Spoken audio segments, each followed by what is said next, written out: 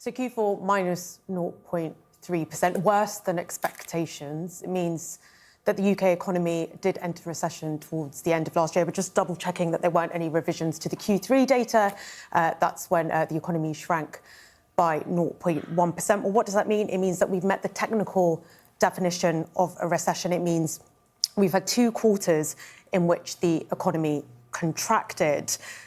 But I guess we talk about the technical definition of a recession. How does that radically change things for us? Well, it doesn't. It's important to point out that numbers like these, they're often at the margins, and there can be revisions. There have been revisions. You may remember the 2011 double dip revision, recession that was wiped out of the history books. I think instead of getting distracted by whether we're in a recession or not, I think there's no doubt that the economy has been stagnating over the past 2 years since the Bank of England has been ratcheting up interest rates to cope with inflation, to help bring it down. We've been reporting quarterly GDP figures like minus 0.1%, 0%, 0.1%. These aren't inspiring figures. Just had news in that the Q3 data wasn't revised, so we are officially in recession.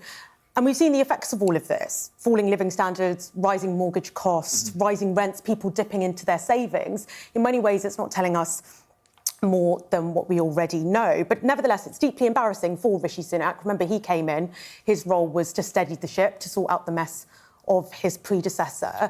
His big sell was that he was going to sort out inflation and get the economy growing by the end of the year. I mean, I think the key point, as you said, is it's not a steep recession yet, and obviously we hope it's short and sharp, but it is a recession, as obviously you're saying, 2 quarters in a row of negative growth. I always think it's funny when people then say, oh, well, that's the technical definition. What's the definition we all go by always? So it's been met. The interesting thing, Gurpreet, on this data is that actually the quarter we've just had is worse than expected. Yeah.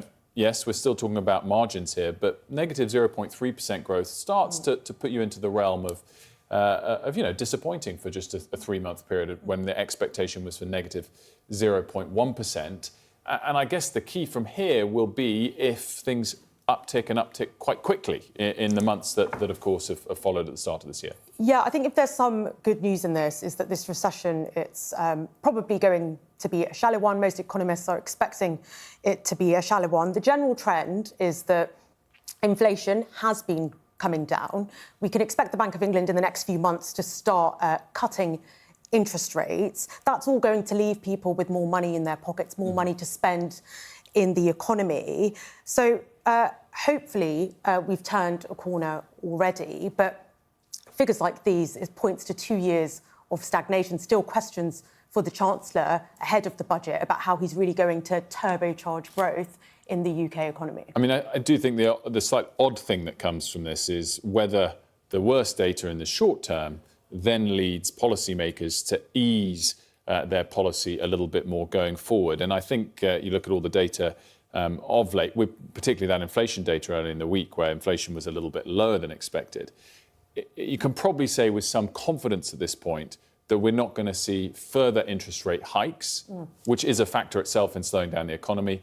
And we're probably, given all the rhetoric that Mari can weigh in as well from the government, we're probably not going to see further tax hikes either. And in that sense, the short-term cyclical restrictions on the economy from policy, fiscal policy from the government, monetary policy from the Bank of England, we've probably passed the peak tight policy thus far. Yeah, I think we'll see what financial markets are saying about where interest rates are going to go. But I imagine that the bets are that we're going to get faster and more interest rate cuts in the coming months. There's already been debate about whether the bank has been slow to cut interest rates. We heard Andy Haldane speaking to Sophie Ridge saying that the bank should already have started cutting interest rates. So I think one thing that this does do is raise expectations that the Bank of England will very soon start cutting interest rates. Mari, the other political question is whether it influences the date of the election at all. Yeah. It certainly creates some negative headlines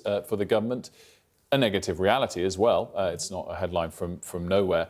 Does it, therefore, at the margin, just increase the chances that the government want to wait for a bit longer to see if the tax cuts announced in October, potentially more tax cuts coming in March, potentially an interest rate cut from the Bank of England, can take effect and just make people feel a little bit better? I think that would be a very fair assumption. I think you're right. First of all, the government don't really feel that they got much credit for the tax cuts that we saw coming in the beginning of January as it is. They want to get as much credit as possible for people feeling richer.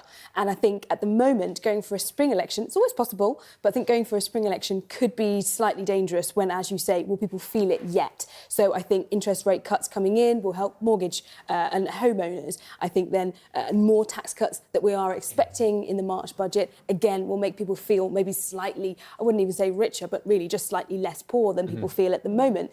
And therefore, I think a lot of people feel like it's the safe decision to go for that autumn election. But we still, anything can happen. Well, of course, the problem for the government as well on this is that any of these changes in policy take months to filter through, not weeks. And realistically, you're not going to get much bang for your buck before an election is due anyway in January. But we shall see.